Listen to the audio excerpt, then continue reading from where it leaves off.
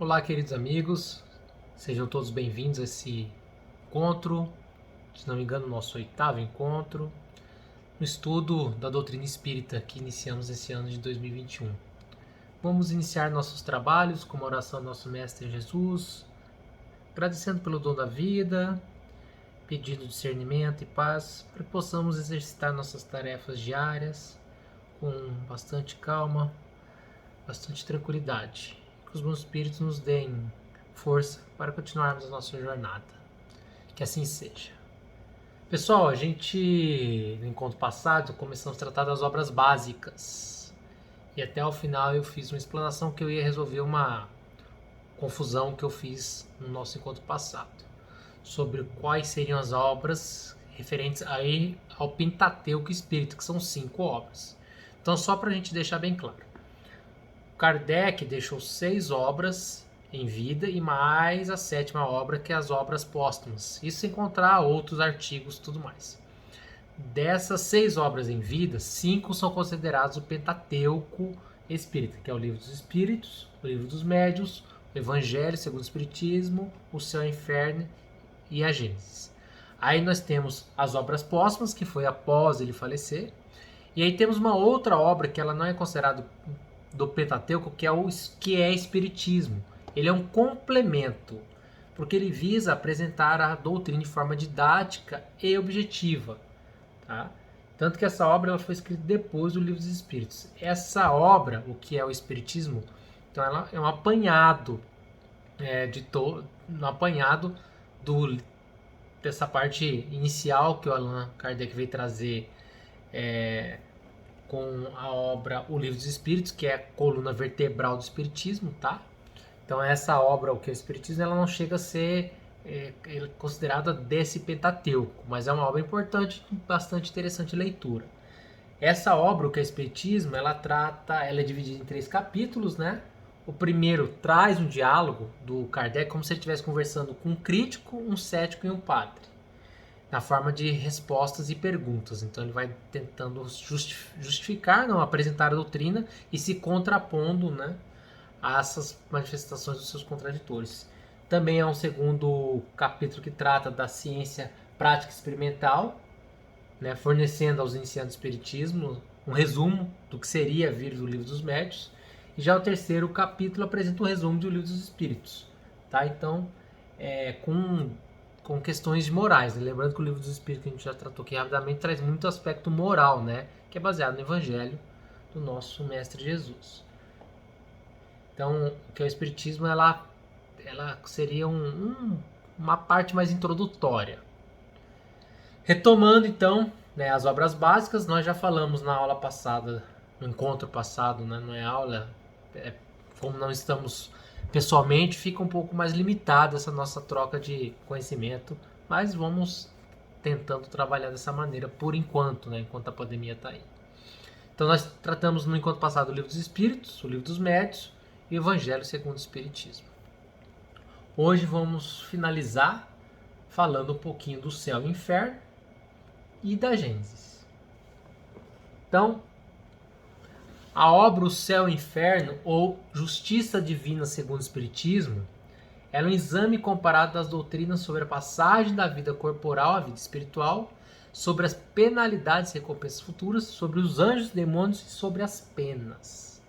O objetivo dessa obra do Kardec, ele diz o seguinte: aí reunimos todos os elementos próprios para esclarecer o homem sobre o seu destino. Essa obra, O Céu e o Inferno, ela é dividida em 2 partes. Uma doutrina, uma parte doutrinária, que trata de 11 capítulos, e outra parte, que é a segunda parte, com 8 capítulos. A primeira parte trata da crença sobre o céu e o inferno, os dogmas das penas eternas, ele é encarado, as penas futuras, trata dos anjos e demônios. Então, eu estou com a obra aqui em PDF, então essa primeira parte vem tratar do céu, o que é o céu, o temor da morte, o inferno, o que é o purgatório, essa doutrina das penas eternas. Isso é muito interessante porque no Espiritismo não há céu nem inferno, não há esse conceito como algumas outras doutrinas cristãs ou doutrina muçulmana. o céu e o inferno depende da sua vibração, da sua colocação. Não existe essa figura. E mais que isso, não existe a figura de pena eterna. A pena eterna não é encarada, não existe no Espiritismo. Ele desmistifica isso. Mesmo suicida, que a gente teria aí com uma formação católica como eu tive, que seria a pena irremediável, não existe no Espiritismo. Todos, primeiro, todos somos irmãos, sejam encarnados e encarnados como espíritos. Fomos criados. Então, esse conceito de demônio seria um espírito, nosso irmão menos esclarecido. Isso que seria essa conceituação. E as penas, por mais grave que seja, esse espírito vai poder, sim, vai cumprir as penas, vai cumprir a devida pena, né? As leis divinas são imutáveis, irrevogáveis, estão lá. Então ele vai ter que cumprir essa pena, o suicida. Ou um assassino, um estuprador, ou a pessoa que faz aborto em quantidades, ou um aborto, seja o que for, a gente vai ter que encarar. E essas penas maiores do suicídio não há essa questão de inferno, que a pessoa vai ficar lá queimando o fogo numa árvore do inferno e não vai se recuperar. Mesmo o suicida consegue, vai ter a oportunidade de reencarnar novamente e continuar a trilhar o seu caminho. Até tem uma obra que eu me esqueci o nome, mas eu já falei dela aqui no nosso primeiro e segundo encontro. Depois eu vou lembrar daquela que é uma moça de descendência finlandesa, se não me engano. Ela fala que é interessante, ela faz a seguinte reflexão. Você imagina uma mãe e que tem aqui, né, um filho, e esse filho se suicide. E aí essa mãe, né, vai ficar consolável, tudo, e quando ela desencarnar, imagina ela passar pro outro lado, e ela de repente era uma ótima pessoa, tá no céu, vamos supor que não tem conceito de encarnação, nem tem o conceito de pena, as penas são eternas. Imagina ela lá, do outro lado, sabendo que o filho dela, que ela tinha um amor absurdo, tá queimando no fogo do inferno e ela não pode fazer nada. Que tipo de paz que ela teria, né? Então, esse é um dos exemplos e que tenta desmistificar essas penas eternas. Então, esse livro, O Céu e o Inferno, vem tratar dessas questões e vai desmistificar essa questão das penas eternas. Também traduz os anjos, os demônios, todas essas questões aí. Na segunda parte dessa obra, são exemplos e reflexões doutrinárias, são dissertações sobre casos reais. O Kardec traz 62 comunicações. E essas comunicações trazem exemplos do que seriam espíritos felizes, espíritos em condições medianas, espíritos sofredores, os suicidas, criminosos arrependidos, espíritos endurecidos, expiações terrestres. Então toda essa parte, segunda parte dessa obra, do Céu e Inferno, vai tratar dessas comunicações. Então o Kardec vai trazer essas comunicações pra gente.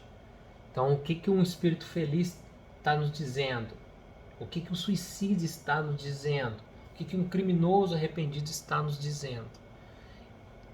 Então essa obra do Kardec traz isso. Mas contemporaneamente tem obras do Chico que também trata desse tema. Pela psicografia do, se não me engano, de Emmanuel, Chico traz essas questões aí de espíritos que vivem enquanto estão como se fossem prisões do outro lado, porque não atingiram maturidade, estão sofrendo muito. A história do André Luiz já traz também, ele retrata ali o que seria o purgatório, né? O que a gente fala, o Brown, que ele ficou naquele momento que ele desencarnou por um suicídio involuntário, porque ele era aditivo, né? Usava muito álcool, não tinha vida regrada, era fumante, aí tem esse conceito de suicídio involuntário. Então existem obras mais recentes tratando disso que o Kardec lá trouxe. Você vê como aqui é o Pentateuco, né? Ele traz essas, depois outras obras vão trazendo às vezes uma linguagem mais acessível para nós hoje, mais transparente para nós hoje, não uma linguagem tão do século XIX, e trazendo exemplos mais modernos dessas questões.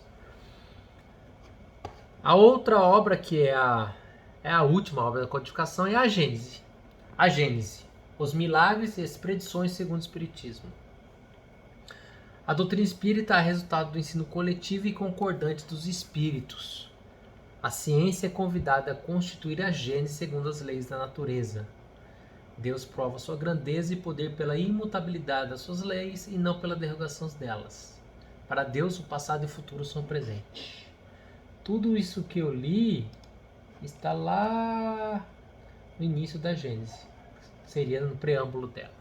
Então, essa obra, que é a última obra da codificação, trata de 3 pontos. A Gênese, que seria a origem, propriamente dita. Então, você vai ver lá que ele vem falar de Deus, do bem e do mal, antigos e modernos sistemas do mundo, o esposo geológico da Terra, teorias sobre a formação da Terra. Essa obra e o Céu e o Inferno eu ainda não li. Eu preciso ler elas, inclusive. Já li alguns, não seria nem resumos, mas alguns pontos de você acha na internet, de alguns fóruns de debate, tudo que tratam dessas obras. Eu tenho que fazer uma leitura mais pormenorizada delas e convido a todos a fazerem o mesmo. Então essa obra vai trazer essa gênese, a origem mesmo da Terra, a gênese espiritual, a gênese orgânica, sobre o início, né, que é a origem. Aí também trata dos milagres, os milagres segundo o Espiritismo, que é a natureza dos milagres, que aqui principalmente a questão dos milagres do Evangelho, né? Traz uma explicação aos olhos do Espiritismo desses milagres que são trabalhos mediúnicos do nosso Mestre Jesus Cristo. Então ele vai trazer aí a natureza de todos esses milagres sobre essa explicação sobre a ótica espírita evidente. E as predições, que seria as predições do Evangelho, que é o prever e antever, o que nós chamamos de futuro. Essa obra também trata das predições que estão no Evangelho, tá? Nosso Senhor Jesus, nos 4 livros do Evangelho. E aí também interessante ainda tem esses 3 pontos, a Gênesis, os milagres e as predições. E aí é um último capítulo da livro A Gênesis, que chama-se São Chegados os Tempos, que é sobre a transição planetária. E esse tema hoje ele é mais atual impossível, porque até no encontro que está tendo com o Henrique, com um nível avançado, ele tratou dessa transição planetária, em que nosso planeta está passando do mundo de provas e expiações para um mundo de regeneração. Até o Henrique traz arcabouço doutrinário, dizendo até a questão de anos, né? Que nós estamos aí praticamente no final dessa transição planetária. Então, o que é essa transição planetária? Os bons vão herdar a Terra, tá lá na Bíblia.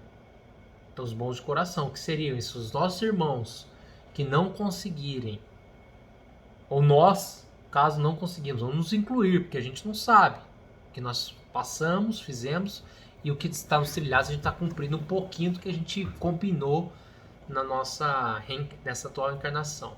Todos nós, se não estivermos mais inclinados para o amor, para a tolerância, para a compreensão, não vamos ficar no planeta Terra. Esse é o fato. O Henrique até bate muito nisso, eu acho sempre muito interessante quando ele fala, e isso eu tenho bastante convicção também, que nós temos que agora, nessa condição evolutiva, nós ficar na Terra, para na nossa próxima reencarnação. Por quê? Porque a Terra vai passar a ser um planeta de provas e expiações para o mundo de regeneração, ou seja, um mundo mais evoluído. E quem não tiver passado com a nota, não vai encarnar aqui. Vai encarnar em planeta mais de provas e expiações, ou seja, está um pouquinho mais rústico. Por quê? Porque esteve aqui, às vezes reencarnou aqui várias vezes e não conseguiu a evolução necessária. No Espiritismo ninguém diminui, ele chega no patamar, ninguém diminui a evolução, mas ele pode estagnar. A pessoa pode ficar milênios, várias encarnações na mesma, não sai daquela frequência. Então o planeta está nesse momento, está nos finalmente. Então nós temos que urgentemente buscar melhorar a nossa conduta, ser mais fraterno, exercer a caridade na acepção da palavra, sermos mais tolerantes, realmente levarmos ao pé da letra aquela o ensinamento cristão que não vamos fazer aos outros que nós não queremos que façamos com nós. Então esse é o momento. Sei que é dificílimo para todos nós falar o discurso, né? Aqui na frente, conversando, a gente é mais fácil. Nós somos muito bondosos conosco, em regra, a gente alivia os nossos erros, mas quando é muitos nossos irmãos, então a gente vai ter que fazer aquela reflexão diária e nos cobrarmos. Mas sempre com coragem, com determinação, olhando para frente, o que você fez para trás, que nós fizemos, que eu fiz, que não me agrada, que me envergonha, que nós fizemos, que nos agrada, deixar para trás, tentar também não ficar se rebatendo de chicote, se martirizando, que não vai adiantar, temos que olhar para frente. Porque os tempos estão chegando.